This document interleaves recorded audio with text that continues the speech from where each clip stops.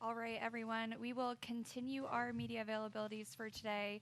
We're now joined by Erik Jones, driver of the number 43 Legacy Motor Club Toyota. If you have a question, please raise your hand and we'll get a wireless mic to you. We'll start in the front, go to the back to Zach. Hey, Erik, Kalegi Motorsports today. Two questions for you. First off, obviously, big run for you guys at Michigan. You guys right now have your best average finish since 2022 if the season ended here. So what is it about this program for you that you've been able to kind of take things to the next level, especially culminating in a finish like that? Yeah, I don't think it's, one thing we've done better. I think it's just everything coming together a little bit. There's been a couple of small things that we've found and just improved on over the last handful of weeks. But, yeah, I guess it's kind of funny you say that because it feels more like that year where I felt like in 22 if we did everything really well, we had a shot to win a handful of weeks through the year and even most weeks week to week. So I think that's the same thing right now. Looking at this weekend, that's the case, I feel like, for us if we unload well here this afternoon. So, yeah, it's just a lot of little stuff, optimizing every little piece of the car and kind of iron out our build process, our sim program, and everything. But along with that, when you start running better and better, the confidence comes with that, and things just seems to get a bit easier. And looking at this weekend, statistically, you had 4 top 5 finishes in your first 6 Cup starts here. So this is a track you had a lot of comfortability with right away, and this is a track that's difficult to acclimate to since there's nothing really like it on the schedule. So what was it for you that really allowed you to get comfortable right away at a track like this? I guess I was just able to make some starts beforehand, particularly in the ARCA series, just getting there and making a handful of starts. They had moved the age to 16 or 17, so I got to run a few races in that. I got to run some Xfinity races and maybe even a truck race here. So I had quite a few starts before I came here in the Cup car and felt comfortable just getting in that car and the way it drove and everything. So there's also just a lot of different strategies you can run here that'll make your day good or bad and the way it'll kind of play out. So, yeah, I don't know. Just felt comfortable. There's some places you just feel good right off the bat, and I felt like for me here at Pocono, I just knew what I needed to do to make speed right away and let the rest kind of come to me. We'll go to Zach. Zach Sterniolo, NASCAR.com. Erik, with as well as you've run here, and how well you ran a week ago at Michigan, is there anything that translates from Michigan that you can apply here to Pocono? Yeah, I mean the cars, honestly, obviously they're really different tracks when you look at them, but I think the car is really not that different. From definitely a build standpoint, it's really similar, and even setup standpoint, it's honestly not that far off. It's just the nature of this car is that you kind of bring the same package a lot of places. Once you've optimized your heights, you're only chasing a couple of small things, and it's really about the build process of how you build the over and underbody and set it before you come to the track, and really the rest of it is all pretty similar. So, yeah, it gives me confidence, though, that with the speed there, it should translate pretty well from Michigan to here.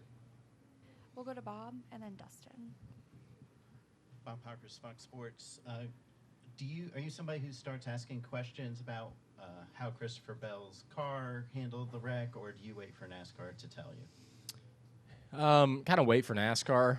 I went through that process a little bit with them in the Talladega wreck and know from myself, my own experience, kind of how they go about it and what their process is going to be. So I know it takes them some time just to gather that data. At the end of the day, it seems like everything worked pretty well. Christopher's in one piece pretty much and is here racing. So I think that says a lot. But as far as the real nitty-gritty and what can be better about his stuff and what can be better going forward, I'll just wait for NASCAR on that.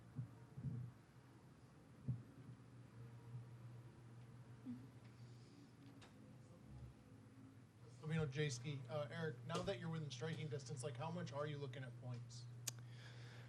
Yeah, I'm not a huge person to look at points in general. I think probably my wife keeps me more updated on it than I do, just because you can only run as good as you're going to run. I mean, we go to the track and try to do our best each week, and if you do well, the points are going to come with that. It does matter for a place like here for tomorrow with the strategy that you try to run, whether you really try to go for the stage points, or you just run the stages out and try to get your best finish you can get. So, yeah, I mean, it does matter, but at the end of the day, I try not to look at them a lot. I'm more curious about points usually for hauler parking and where my hauler is going to be in the garage. So I look at it more for that and kind of let the racing side of it fall into place. We'll go to the middle of the room. Elliot Hicks with In Between Media and FSAN. Erik, just generally on the vibe around Legacy in general, 27 different celebrity investors coming in.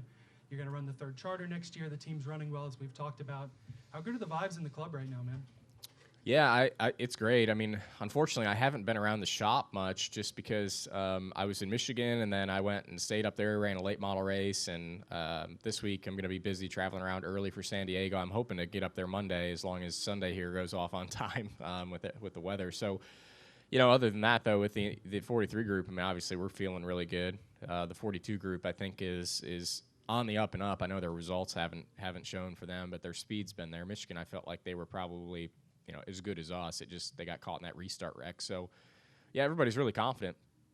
I think at the end of the day, the message for me is that there's still a lot of work to do. I think as well as we're running is awesome, but there's so many little things I think we can still do better and optimize and improve on. There's still room for growth. And, we want to make sure that we're continuing down this path, that this isn't just a quick flash in the pan here this last month or going forward as long as this lasts, that the speed is continued and we can keep this rolling for a long period.